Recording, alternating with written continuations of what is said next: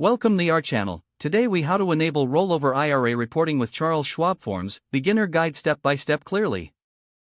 To enable rollover IRA reporting with Charles Schwab forms, begin by visiting the Charles Schwab website. Log into your Charles Schwab account using your credentials. Once logged in, navigate to the Accounts tab located in the main menu. Under the Accounts section, locate and select IRA from the drop-down menu. Find the specific IRA account you wish to manage for rollover reporting.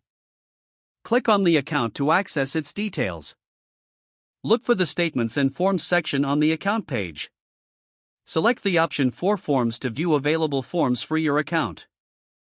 Choose the Rollover IRA reporting form from the list provided. Download the form to your device for your records.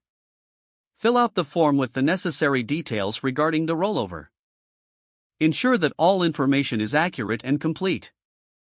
Once finished, save the completed form to your device. Return to your Charles Schwab account and navigate back to the Forms section. Upload the completed rollover IRA reporting form using the designated upload feature. Submit the form and confirm that it has been accepted by the system. Monitor your account for confirmation that the rollover IRA reporting is enabled. If needed, reach out to Charles Schwab customer service for further assistance.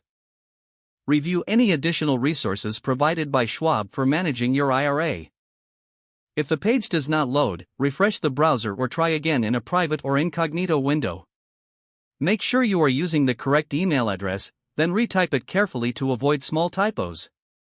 If your password is not accepted, use the reset option and create a new strong password you can remember. Check your spam folder for verification or security emails, then complete any requested confirmation steps.